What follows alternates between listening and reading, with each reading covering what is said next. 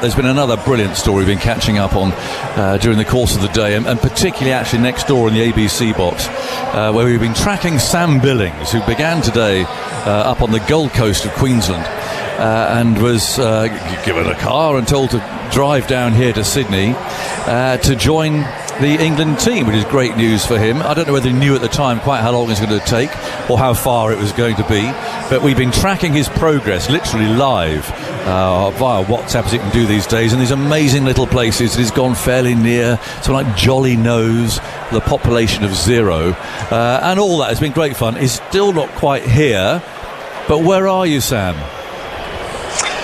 Thanks, Angus. I've made it to Newcastle and I've just stopped off. Well done. To get a bit of fresh air, obviously isolated and having a bit of fresh air and a bit of a break before the llst 2 hours to Sydney. Yes. Yeah, you're sure it's the right Newcastle, are you?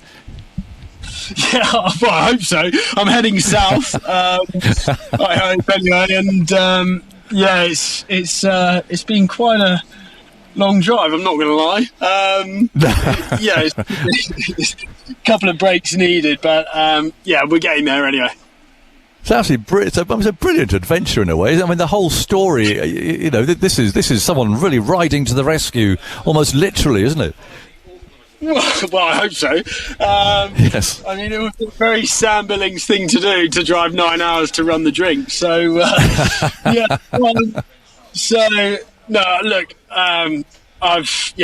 it's one of those things where we had a discussion before with Spoons and Ashley Giles yesterday on the phone, and I've obviously been playing a lot of cricket out here. I know not the format, but I think, like anything, you get confidence from runs behind yourself and game time, and that's what I've had. So, look, if called upon, I'm ready to go. And at the age of 30, you're no spring chicken, that actually you have a really good idea of where your game's at. So, if needed, I'm kind of ready to go, and just looking forward to hopefully having a positive impact on and off the field, and give the lads a bit of a buzz. Don't worry, I think you'll be needed. There's this walking wounded. So how did this journey start then? I mean, first, presumably, you weren't allowed to fly out of Queensland to New South Wales. Is that the reason why you're driving? Yeah, absolutely. So I had, after chatting to Ashley Giles, the doctor, and Wayne Bentley, the manager, who I know very well, got on the phone, and I thought he was joking, and I said, good joke, Wayno. You've got to drive down, Sam. Eventually it was only about an hour until I was due to head to Brisbane Airport, but I changed to get to go to Gold Coast Airport, pick up a rent car, and on my way. So, it's all happened pretty quickly, and managed to get on the road as soon as possible. Oh, so what time of day was that? So that was last night, and I managed to stay in the biosecure BBL hotel at Coffs Harbour, isolated, straight in my room, and then straight out this morning, crack of dawn, to continue my journey on. So at least I ate into about 2 or 3 hours last night. Yes. Otherwise, a whole 9 hours, 10 hours with stops would have been, no need to worry about COVID. It would have been pretty tiring driving for that long in a day. Yeah, and what about the journey? I mean, I know you've been listening to the ABC, but we've been tracking you through. I mean, the Australian public, the listening to the ABC, have absolutely loved this, because this is such a vast country, and most Australians haven't seen a tiniest fraction of it. So this POM driving down the Wicketkeeper to try and salvage stuff here has really caught their imagination. I mean, they have loved it, and I'm sure you've got that as you've been listening to us on the way down. But so, tell us about the scenery and where you've been, and the little tiny places that you've been through. Yeah, I'll be honest, Angus, there's not much to see on the motorway. There's a couple of nice bridges and a couple of nice mountains. Well, we would call them mountains, they call them hills over here. A few rivers. It's been nice. I mean, it reminds me of home a lot. Obviously, from kind of farming background at home. So it's been quite nice to see the countryside, and made a little detour, like I said, to Newcastle, just have a look at the beach and the water now. So it's been pleasant, I suppose. It's better than the M25, nevertheless. One place that you went through, and I'm just trying to find it, Mac, it begins with an M, I know, it was actually Philip Hughes's hometown, and one of those bridges that you talked about is actually named after him. I don't know if you were aware of that as you drove over, but just a memory. Maxville, that was it. So and that's where Philip Hughes is from, and the bridge that crosses over the Nambucca River in Maxville is called the Philip Hughes Bridge. Did you see that as you went through? I saw the river. I would have liked to know that, actually. What a lovely tribute to a fantastic guy and fantastic player he was. So, Country New South Wales has produced a lot of cricketers, and I think it's amazing, actually, because it's so remote, all this countryside, and we take it for granted at home. People don't realise how big Australia is. I tweeted that earlier, and it really is vast. But yeah, they do produce cricketers from every single corner of this country, so it's pretty amazing. Just looking at my map, it does seem very green. I mean, has it been sort of very lush and tropical? I mean, a lot of Queensland clearly is like that, but I mean, is that been the kind of the typical lots of national parks and so on that you've driven through? Yeah, absolutely. Lots of trees.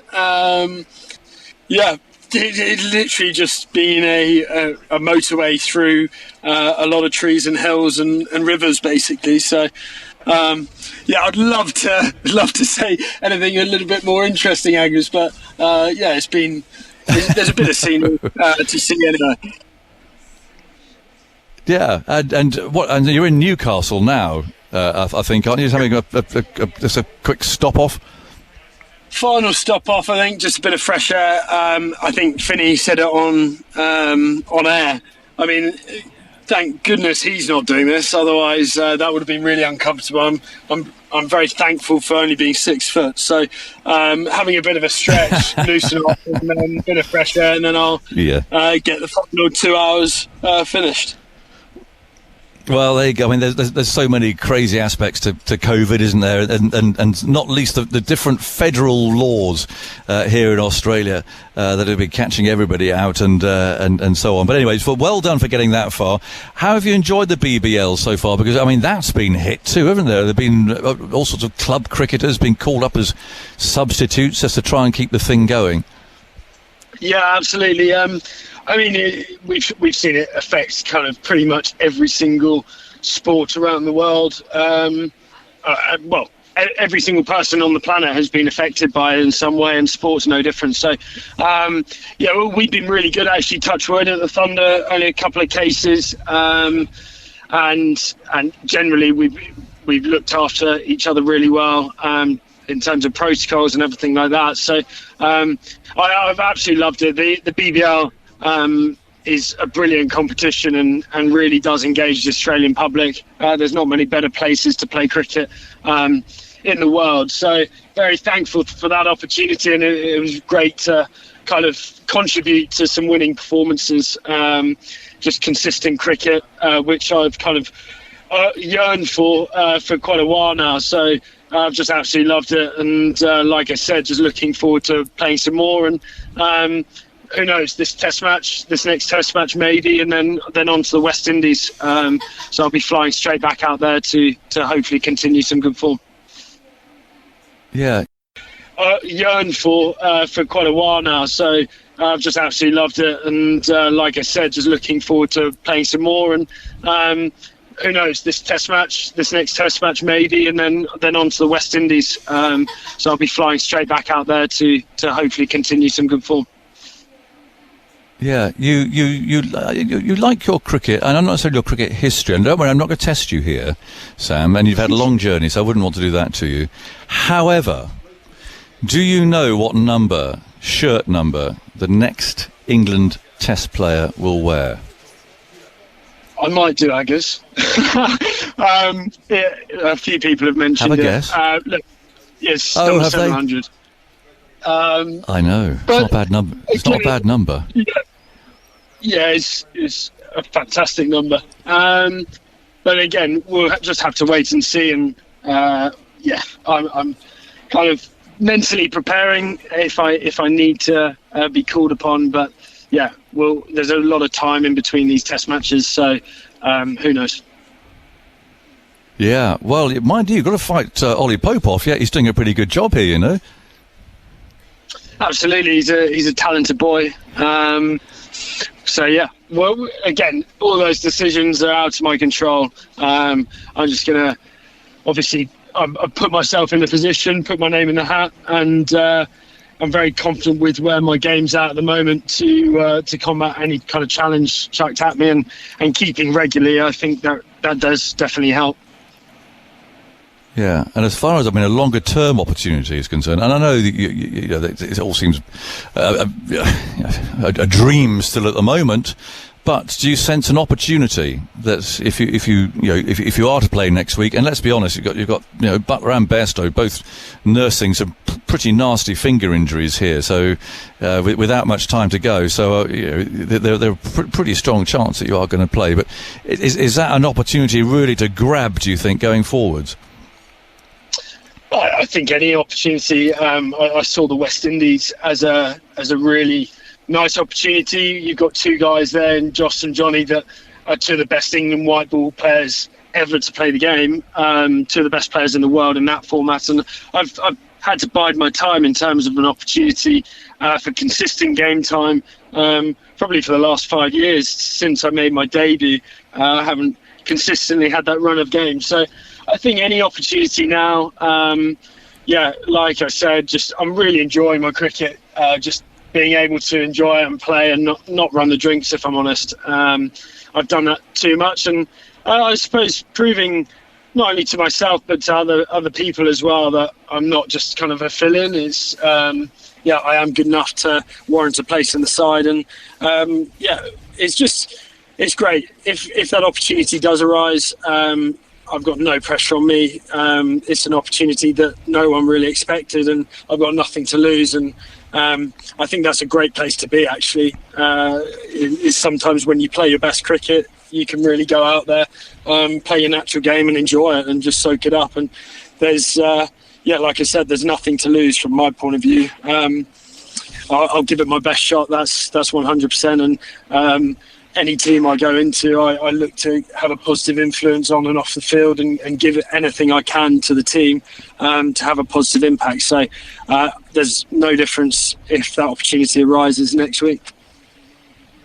Yeah, and just a couple more. What about joining this squad at the moment? I mean, they've had a very hard time on and off the field. It's been a very challenging tour, this. I think Joe Root, Stuart Broad recently quite happy to admit that morale is pretty low. What are you going to bring? Forget the playing aspect, but what can you try and bring to the squad as a whole when you join it? Yeah, of course you've got to read the room every single time you go into any dressing room. You've got to bear in mind circumstance and that element of what's gone before you. But I always look to play cricket with a smile on my face. There's absolutely no pressure in a way on the team now.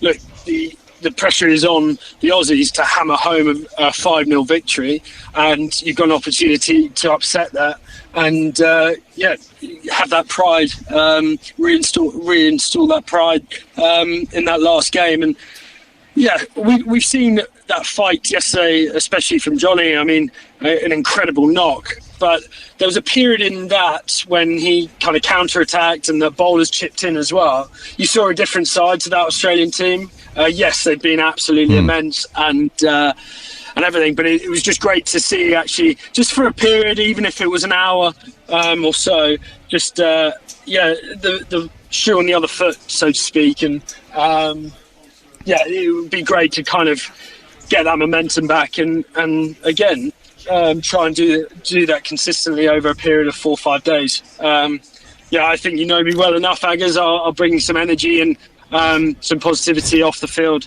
into the dressing room. So I'll just be myself and maybe that white ball environment that I've been around for so long, I can have a positive impact and bring some of that energy that we have in that side into the Red Bull side as well. I'm sure you will, Sam. Drive carefully. What's your immediate... I mean, I don't suppose you can come straight to the ground, strap your gloves on and go and keep wicket, can you? What are you going to do? I mean, can you come tomorrow? Will you be here tomorrow? I'm not sure. I'm taking a day at a time at the moment, but I'll have a PCR test as soon as I arrive at the team hotel tonight. So I'll do that, await the results. I think it takes about 2 hours to get that back. And then I think I'll just have to isolate until then and we'll go from there. But I think the plan is either Sunday or Monday to join up with the group just so I'm in the all clear. Technically, I've been isolated for the last 24 hours, if not 48 hours. So hopefully that can count because I'm not a fan of any more isolation over the last year and a half we've had. So fingers crossed I can get out of that ASAP. You bet. Sam, you'll be isolated in your car for another couple of hours, but drive carefully. It's been an amazing adventure. And thanks for sharing that side of it with us. It's been a lot of fun. You've brought a lot of Australians a lot of fun in the course of today. We'll catch up with you, and let's hope all's good for number 700 next week. Drive carefully. Thank you. Thanks a lot, Jonathan. Thank you.